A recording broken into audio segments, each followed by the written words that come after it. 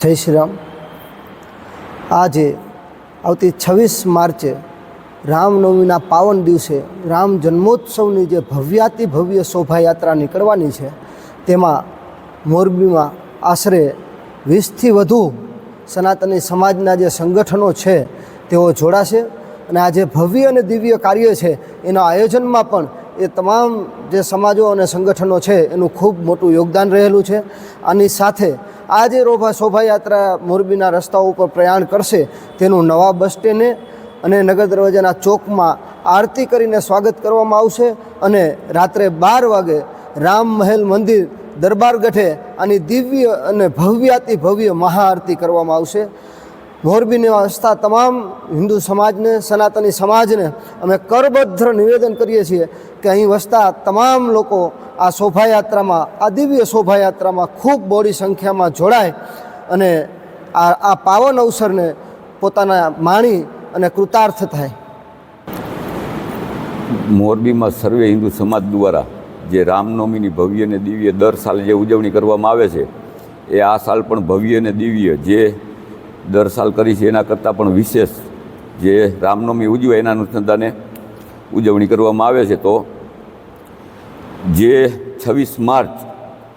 ગુરુવાર સાંજે 4 વાગે સર્કિટ હાઉસથી શરૂ થશે રામનવમીની શોભાયાત્રા અને એ શોભાયાત્રા મોરબીના રાજમાર્ગો ઉપર એટલે કે મહારાણા પ્રતાપ સર્કલ, અહીંયાથી આપણે પુલ ઉપર થઈને વીસી ફાટકથી આપણે ત્રિકોણબાગથી નવા ડેલા રોડથી જૂના બસ સ્ટેન્ડથી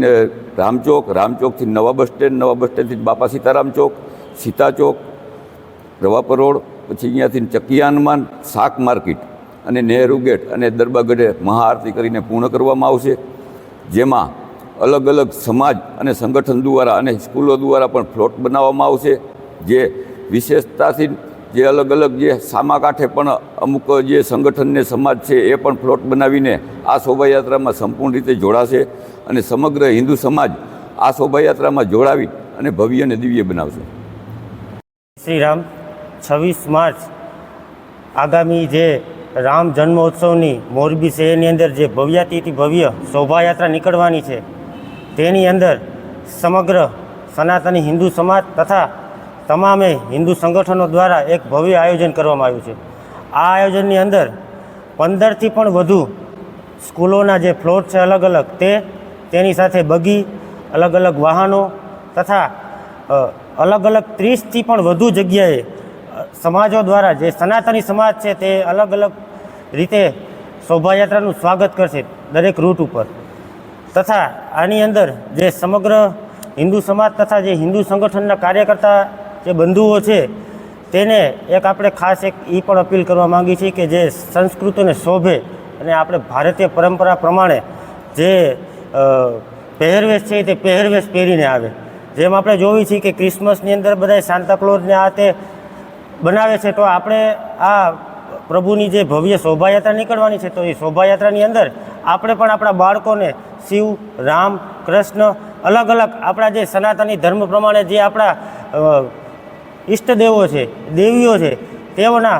અનુરૂપ એમને કપડાં પહેરાવી અને આ શોભાયાત્રાની અંદર સામેલ કરે તથા જે અલગ અલગ રૂટ ઉપર છે તે અલગ અલગ રૂટ ઉપર પણ સમાજના જે પ્રમાણે જે ઉત્સાહ અને અનેરો જે અમને અત્યારથી એવું કહેવામાં આવે છે કે અમે આ પ્રમાણે સ્વાગત કરવા માગીએ છીએ, આ પ્રમાણે એટલે તે જોતાં એવું લાગે છે કે મોરબી શહેરની અંદર અત્યારથી જ એક દિવાળી જેવો માહોલ એક અત્યારે થઈ ગયો છે અને સર્વ સમાજ આ જે શોભાયાત્રા છે ભવ્ય તેને